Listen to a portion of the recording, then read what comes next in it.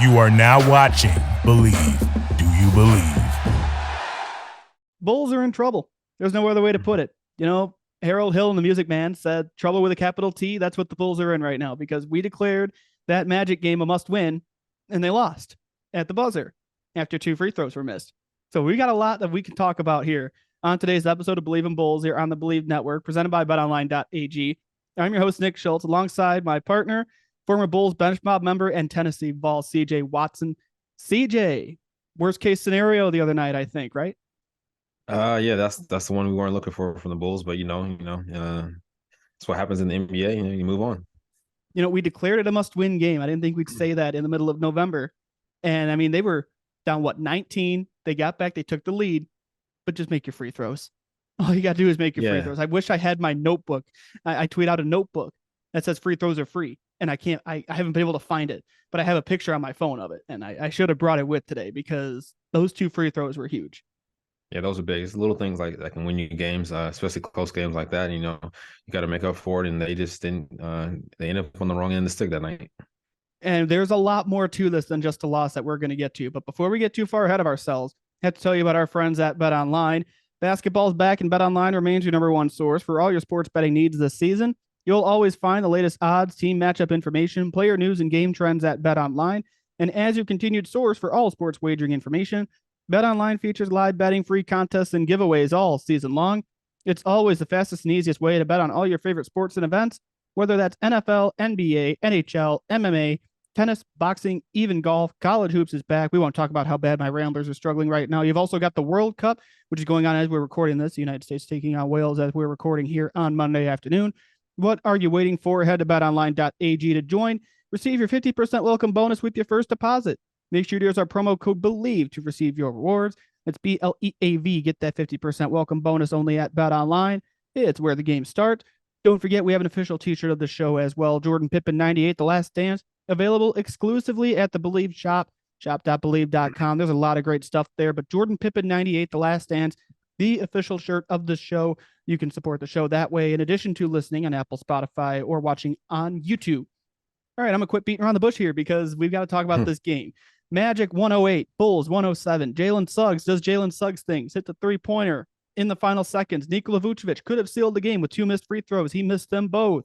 A must-win game went poorly. Trouble with a capital T. I say again, I am very worried. I know Bulls Twitter is in overdrive. Something's got to change. CJ, I want to get you're a little more level-headed than I am about this right now. I want to get your read on what happened the other night at home, no less. The Magic were winless on the road. Yeah, I think it's a lack of energy. They came out, lack of energy. And you can't get down by 19 at home, especially to a team like the Magic. You got to close on your free throws. Vooch has to make those, but I think it's not the end of the world now. You lost the game, so what? Let's move on. Let's learn from our mistakes and try to patch it up and just try to get a win. Lost 6 of 7 now. The Bulls have those free throws, man. It's my big thing. Free throws are free. I want to just make one. You were up 2. You could have sealed the game if you made them both, but just make one. And you make one, then that 3-pointer ties it. You go to overtime. I think this team wins in overtime. I don't think that's a stretch to say. It's the cream rises to the top thing. The Magic were shorthanded. You had their backs against the walls because they were crumbling. That was a young team that was crumbling. The Bulls were rising to the occasion when they needed to, making the big plays. They started to look like they were going to win the game. And then Jalen Suggs just looked like Gonzaga Jalen Suggs with the buzzer beater. Well, not buzzer beater, but in the last seconds. Yeah, he played great. I really like his game, the way he's coming on. But like we said before the game even played on Friday, this team has a lot of energy. They come in with a lot of energy. They don't play scared. They play hard. And that's scary for the Bulls, especially losing the last 4 or 5 games. We got to come in with high energy, high efficiency, and that's what we didn't do. I teased on the last show that we were going to talk about changes if the game was close or they lost. Well, they lost. We're going to talk about changes after we talk about the elephant in the room. Zach Lavine went 1 for 14 from the field. That's not a typo. I'm not reading that wrong. 1 for 14 from the field. Then Billy Donovan pulls him for the last 4 minutes of the game. Ayo Dosunmu came in to replace him. I don't know what to make of that because that's your $215 million max player sitting on the bench. And Ayo Dosunmu comes in, second-year player, second-round pick. I know he plays like a first-round pick, but the reality was he's a second-round pick. He comes in to replace him, and After the game, Zach aired his grievances. I mean, before we get to what Zach said, what did you think of the decision to pull Zach Lavine against Orlando? I mean, I think it's a great decision. You gotta respect the coach's decision. I mean, you were 1 for 14. If you were making some shots, and you would have stayed in the game, is my point. And maybe we'd have won the game. But I think it's a great coaching decision. Coach is maybe doing it for morale reasons, just showing that no one is bigger than the team. That's a great message to send. Whoever, no matter who you are, nor how much money you make or potentially going to make, you can get pulled from the game also. So if you're not producing, you need to come sit next to me and watch someone else do it. I mean, I think you're absolutely right. I think the optics of it, the $214 million contract, you pull him for the last 4 minutes. But Billy Donovan even said after the game, he's not thinking about that. He wants to win the damn game. Right. And we can get into him wanting to win the damn game about Javonte Green not playing in the first half. But I got more I want to get to on Zach, because after the game, Zach Lavine told reporters, and I quote, "You play a guy like me down the stretch. That's what I do." That was part of a longer answer. I wish I could, bring up the sound and the clip and play it on here. But that's one part of a longer answer. He said he respected the decision. He disagreed with it. But that was the money quote, was, "You play a guy like me down the stretch. That's what I do." But like you said, he was 1 for 14 in the middle of the game. So what do you make of him saying that after the game? I mean, like I said, I don't like it. I don't think it's good for team morale. I think I love the competitor and wanting to still be out there when you're still 1 for 14, and maybe you can hit that big shot to win your team the game. But at the end of the day, I got to ride with the coach. He wasn't playing well so far, and the energy was down. Let's try to put someone else in there who can maybe bring some more energy and make another shot. Or, like I said, you just got to respect the coach's decision. I think Zach airing his grievances out to the media is not good for a team. And like I said, just sends the wrong messages. You want to keep all that stuff in-house and just keep in the locker room and stuff like that between him and the coach or the players. And this is the nature of the post-game interview too. I mean, you're fresh off the loss. I mean, you've been there. I would guess there are games that you didn't want to talk to the reporters after the game, right? I mean, I guess for sure. Happens. Yeah. Yeah. I mean, we're not mean. We're not going to we don't want to come after you, but there are games where you're not happy. You don't want to talk to reporters. Well, this would have been one of those games, because not only did Zach not play down the stretch when he wanted to help his team, but they lost with 4 seconds to go. So I can kind of see that. But like you said, that's one of those things too. Don't not in public. I mean, don't give the media anything else to write upon. You're already writing about your bad losses, the way that you guys are playing so far. Just let it, keep it there. That's not bringing my remarks or my remarks about my coaches or my teammates, my shot selection, things of that nature. Let's just keep it about the wins and losses, and that's it. Well, and this was the same game. Before the game, in his pregame press conference, Billy Donovan called out Zach Lavine, Nikola Vucevic, and DeMar DeRozan. He publicly called them out and said, "We need more from those guys. We need more energy." And DeMar rose to the occasion. He had 41 points. So DeMar rose, and I thought DeMar had a good answer after the game, talking about, Billy's right. We need to play better. Like, I mean, that's the veteran side of DeMar, I feel like. And that's not a knock on, I don't want to say that's a knock on Zach, because he's a younger player, up and coming. I mean, that's going to happen. DeMar's had plenty of these games where you don't want to talk to the reporters. So I feel like and he played for Greg Popovich, who's the king of good answers with reporters. I mean, whether you like him or not. So that comparison there is just drastically different answers, but that goes back to the experience.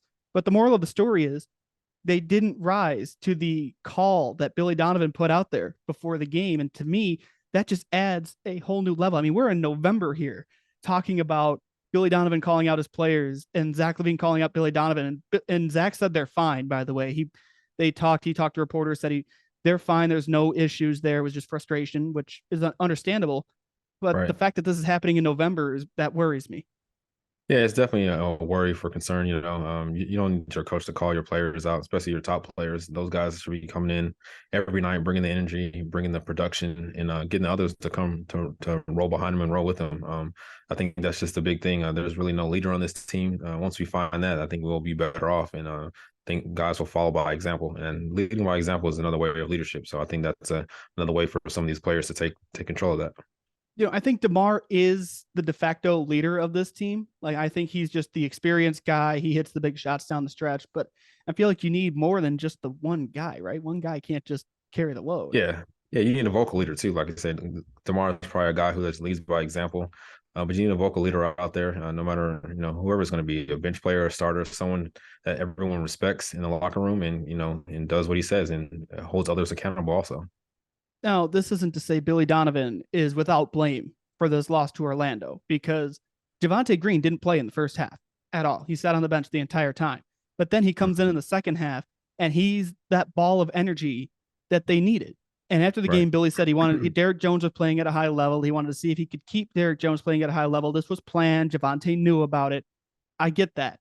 But as a coach, you see this team struggling. You see them out there. They need energy. You know Javonte Green can bring the energy and he can make those highlight reel plays. At what point do you say, to hell with the plan, we need to do something? Especially now, you really say to hell with the plan. You just go with whoever's playing the best, and see what comes from that. I think Billy having a plan at least is a good thing. A lot of coaches maybe don't have a plan; they just go out there, and freestyle. But I think, like you said, sometimes you just got to go with the hell with the plan and just play who's producing and who you're getting the most out of it. I like the adjustment putting Javonte in the second half because he gave him a chance to win. And this is going to lead me into a different conversation here because we talked about maybe changes last week. Mm-hmm. No, before I get too far into this, I'm not saying Billy Donovan needs to be fired. I'm not saying anybody needs to be fired right now. When I say changes, I mean lineup changes. I'm just going to ask you straight out. Should Javonte Green be starting on this team?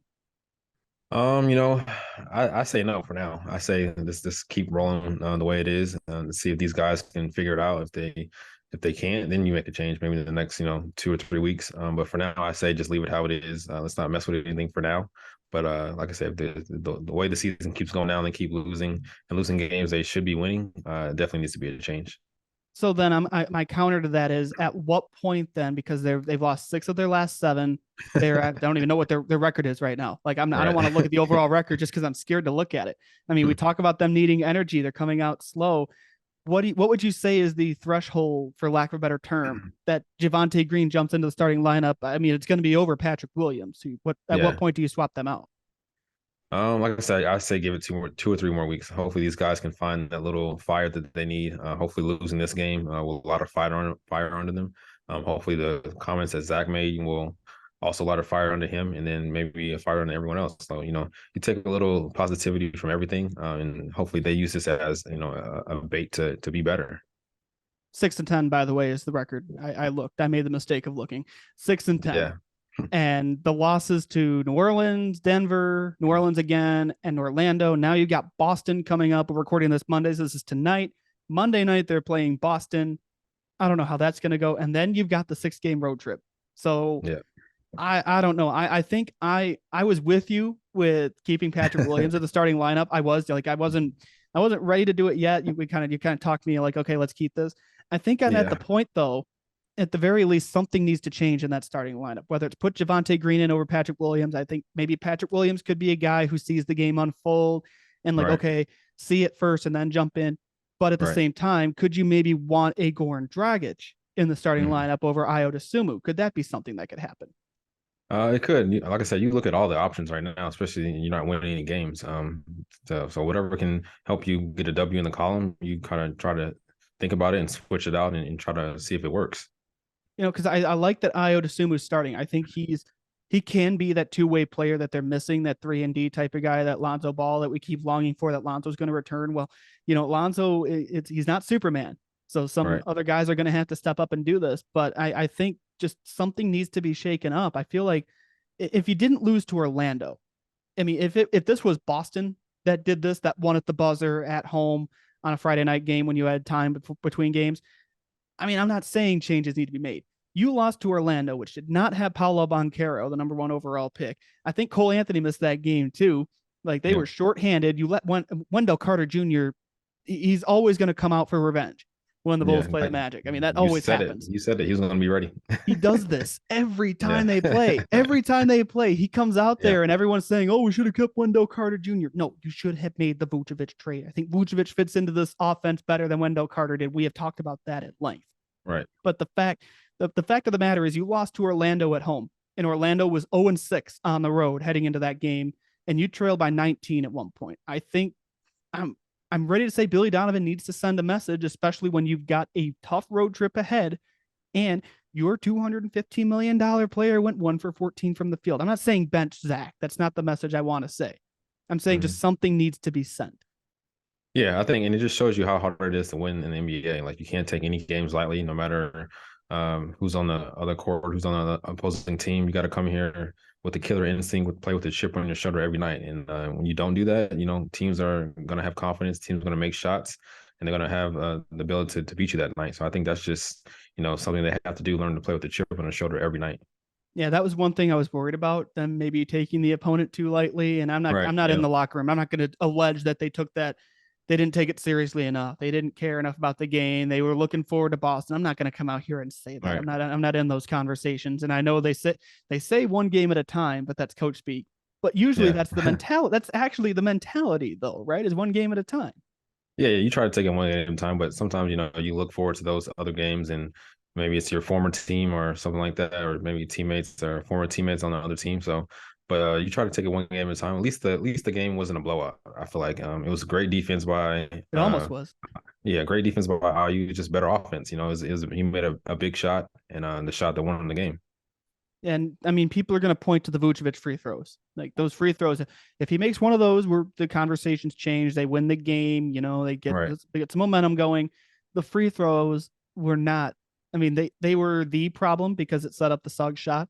But Javonte Green not playing in the first half. Zach Lavine 1 for 14 from the field. You let them get up 19 on you at home, and then they started crumbling because that proves the Magic are not a good team this year. I think they're up and coming, but they're still black and white. They're not a good team this year. They're going to be in the lottery conversation. Like that was the ultimate get right, bounce back, must win game, and you blew it. Yeah, like you said, you got to make your free throws. Everything matters free in an NBA game. Just like you said, they're free. Just like my dad used to tell me they're free. I used to miss a lot of them. Then I started making them, and he got kind of happy. I have validation. I have a former NBA player telling me free throws are free. This is the validation I needed in my life. Yeah. And all NBA players, they practice it. No matter how terrible they shoot from the free throw line, there's definitely 30 minutes of the practice that we're shooting free throws and taking it serious. And like I said, you just got to take it serious, got to focus. And especially during that time when you can win the game or at least, go up 1 or go up 4 where the team has to score twice for you to lose. So I think, those free throws are big. And I'm looking through Vooch's career numbers here. He's a 76% free throw shooter. Like it's not bad. Yeah, he's one of those guys, like usually you can rely on him. Okay, he can make one, just go up 3. And I want to say there was a timeout between free throws too. So you had the time, maybe he got in his own head. I don't know what it was, but that is not the reason they lost the game. And everyone's blaming Vucevic. And I don't understand these people. I still see it. I mean, it's not even like I read the Twitter replies and everything. I don't go through looking for this. These are people on Twitter saying, why did the Bulls make that trade for Wendell Carter? That's a dumb trade. Right. I still think Vucevic had 16 rebounds in that game. The guy rolls out of bed, he gets a double-double, and the offense runs through him because he had 7 assists too. Like, he's a good part of the offense if he doesn't score. Yeah, Vooch is playing great, man. He can give you maybe a little bit more effort defensively, but that's typical between your big centers. But he's playing great offensively and defensively, and that's all you can really ask for him. Well, and that's the thing. Wendell Carter, score and rebound.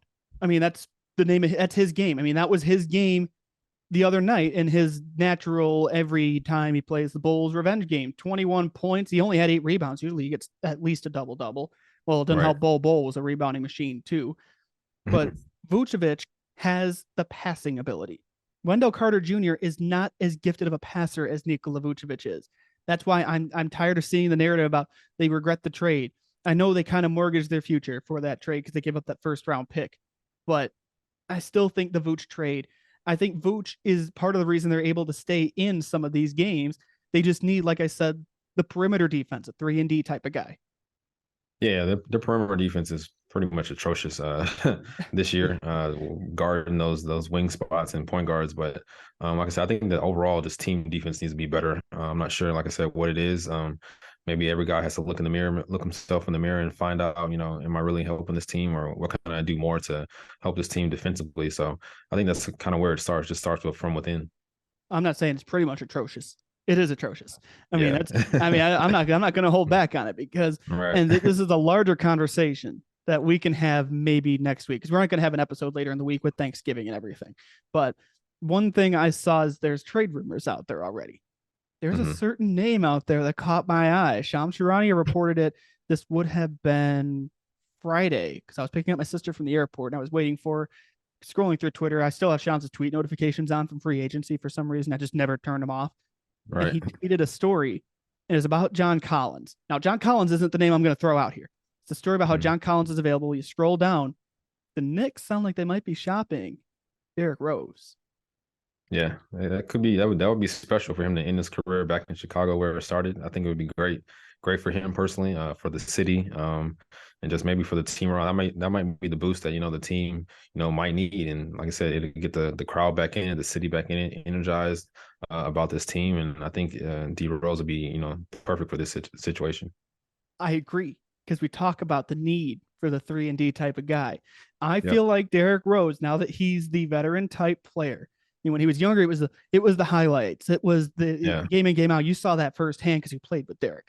But now, I feel like now he's that veteran type. He's got the leadership aspect. He's been through everything he's been through, and he's a good defender. I think he can bring that defense. I think from a basketball standpoint, I know we can off the court, obviously. I've been calling for Derrick Rose to come back now for 2 years. But on the court, I think you've got to explore it, and I think you need to seriously consider it if the Knicks are putting him on the market. And this is, again, bigger conversation next week, but I think it's a good idea. No, I think it's a great idea. Like I said, it'll be the energy the city needs, the team needs, and like I said, him starting his career in Chicago and being the face of that team, and then coming back and end his career there, that would be like that's a typical redemption story, especially the way that his career has went with his injuries and stuff like that, and for him to bounce back. And just his game has just changed from the past D Rose. He's not as explosive, but he still can make those at the rim plays, still finishes at the rim. His jump shot has got way better. And like I said, he's just a better person, I feel like, in a different mindset. And I think that's where most of his positivity and playing on the court leads to. We're going to keep that dialogue open because I want to see how all that plays out, because we're in heavy trade rumor season already, because you're 16 games in, you're getting a really good sample size.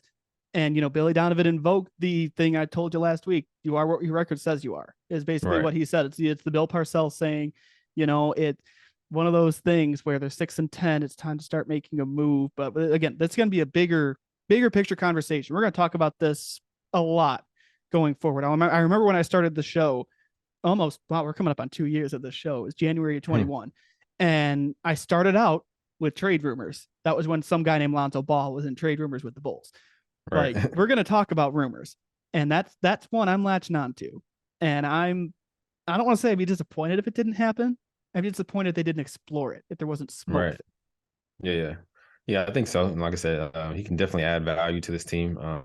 And I watched a couple of his games with the Knicks. I don't think they're using him as well, and he's not playing as much as I thought he would be playing. So, and they got a lot of guards over there with the Knicks. So I think it's better for him to try to get somewhere else and play his last few years, or however many years he wants to play, to finish it out in what destination besides being at home in the city that you call home, and city that pretty much is his.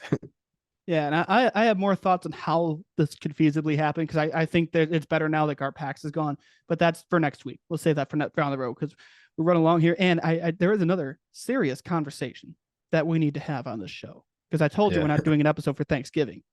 Right. I got to ask you what your favorite Thanksgiving food is. My favorite Thanksgiving food, I would have to go with mac and cheese. Mac and cheese, Thanksgiving.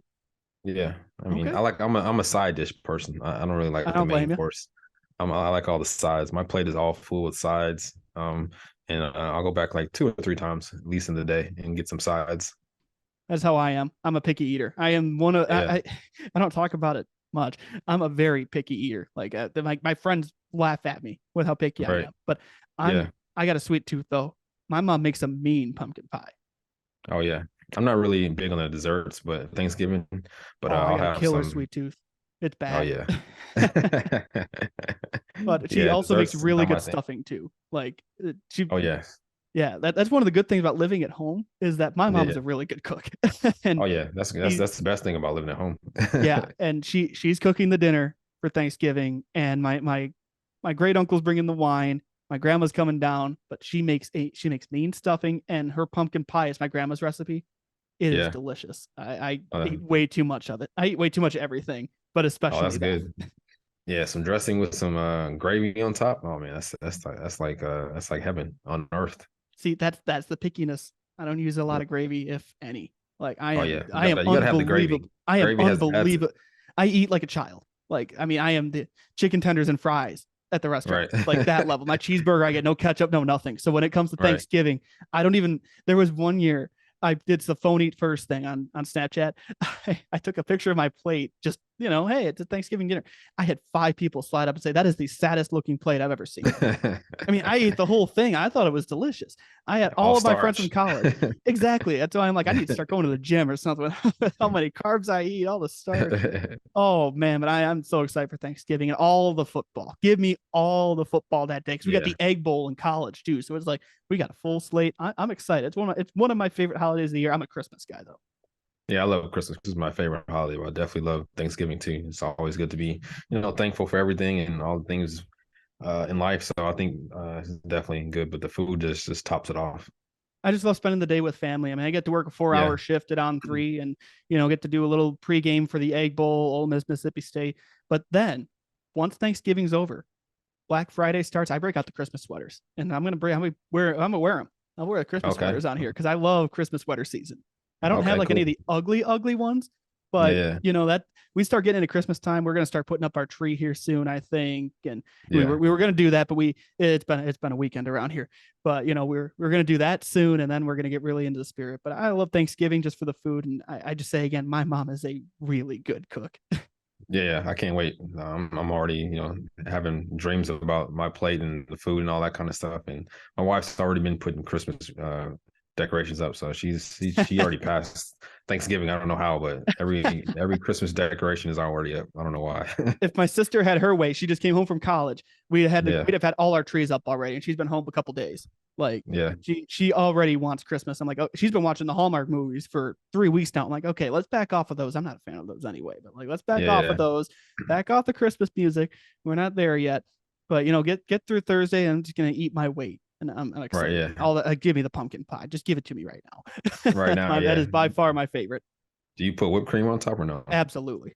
Okay. Absolutely. I'm not a whipped cream guy. It's a take or leave type of thing. When we were growing up, my mom did not like when we take the whipped cream, put it on our finger and stuff. But she's at the point now where we all do it. We're all 20 something. She's like, okay, I'm gonna quit telling you not to do it because we just do it anyway. Right. Yeah. We're grown now. Exactly. I'm gonna make my own mistakes, just like the Bulls made their own mistakes last week. And we're gonna talk more about that next week. No show later in the week because of the holiday on Thursday. We usually record on Thursdays. We're not recording on Thanksgiving. We're gonna go eat a ton of food and pass out and sleep in too late on Friday. At least that's my plan, because I sleep in too late anyway. But we'll be back here next week. We have, hopefully, I said the same thing last week. I'm going to say it again. I hope we're talking about good basketball. I hope we're talking about them being surprisingly good. We'll have 3 games to talk about on Monday. Home against Boston, at Milwaukee, at Oklahoma City. It's going to be more lively conversation. I was going to say fun conversation, but more lively conversation, definitely. And we're going to keep this Derrick Rose dialogue open too, because yes, for sure. It's got it going in my head here. I'm still kind of talking myself back to Chicago. I'm all in. I feel like, what was that? James Holtzhauer when he was on Jeopardy. I'm all in. Give me all the chips in. I'm all in on this. Like, make it happen. If we need to start the call to action, I will. I don't care. I don't mind being the squeaky wheel. Like, if the squeaky wheel gets the grease. That's all I'm going to say. Might as well. Hey, absolutely. I'm speak it into existence. Let's do it. Right. Yeah. I'm game. All right. That's a wrap for this week's, I guess we'll say this week's episode of Believe in Bulls, presented by betonline.ag. Use that promo code BLEAV, 50% welcome bonus. Bet on all the football on Thanksgiving over at BetOnline. Don't forget to buy our shirt, Jordan Pippen 98, The Last Dance, shop.believe.com. CJ, this was another crazy conversation. Do this again next week. Have a happy Thanksgiving, my man. Appreciate it. You too. Thanks. All right, we'll see everybody back here next week, Apple, Spotify, YouTube. And before we go, I just want to say, rest easy, Uncle Jerry. See you next week. Sir. Thank you for watching Believe. You can find more great content at Believe.com. That's BLEAV.com. Do you believe?